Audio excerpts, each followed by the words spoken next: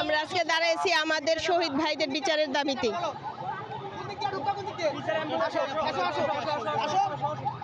সরকার থেকে আশ্বাস দেওয়া হয়েছিল, আমি সরকারের আশ্বাসের কথা বলবো না, আমি আমার কথা বলবো। আমার দাবি কি?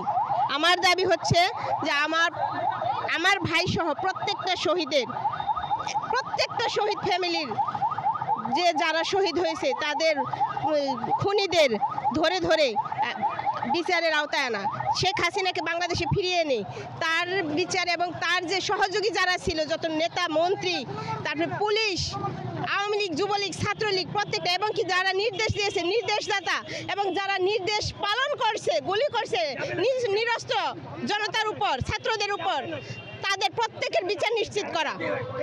আর এই স্বৈরাচারী সে যেন আর ফিরে আসতে না পারে, আর এই স্বৈরাচারীর মতো যেন কেউ স্বৈরাচার হয়ে উঠতেও না পারে।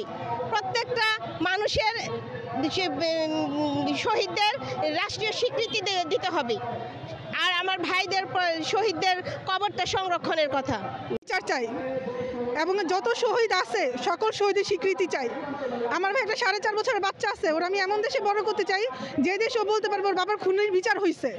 আমরা চাই ফেসিস্ট হাসিনাকে এই দেশে আয় না, আমাদের চোখের সামনে বিচার করা হোক, যাতে আমার বাচ্চা গর্ব করে বলতে পারে হ্যাঁ ওর বাবা শহীদ হয়েছে, হাজারো প্রজন্মের জন্য শহীদ হয়েছে, কোটার বিরুদ্ধে গিয়ে শহীদ হয়েছে। উনি শহীদ হয়েছে শনিয়াকড়া 20 জুলাই। ওনার বুক দিয়ে গুলি ঠুকে পিঠ দিয়ে বের হয়ে গেছিল। ওনাকে আমি মেডিকেল নিয়ে গেছিলাম, যেটা আমার পরার জামার ছবি। ওনার রক্তে সেদিন আমি পুরো ভাসছিলাম, সেটার কথা ছিল না। আমার এই বয়সে বিধবা হওয়ার কথা ছিল না তো ভাইয়া। আমি কেন রাস্তায় থাকবো যদি ওনারা আমাদের অধিকারগুলো নিয়ে কাজ করে? আমরা অনেকবার চেষ্টা করছি কিন্তু আমরা ব্যর্থ। কিছুদিন আগে আমরা প্রেস ক্লাবে সংবাদ সম্মেলন করছি, সেখানে তাদের আমরা সময় দিয়েছিলাম 4 তারিখের মধ্যে যেন আমাদের একটা সমাধান দেওয়া হয়, কিন্তু তারা সমাধান দেয় নাই। এই কারণে আজকে আমরা এখানে।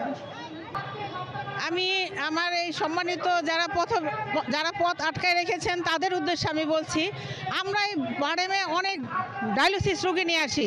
ডায়ালিসিস রোগী আনার পরে আমরা যাওয়ার সময় কোনো যানবাহন পাই না। ডায়ালিসিসের পরে রোগীরা খুব সমস্যায় থাকে।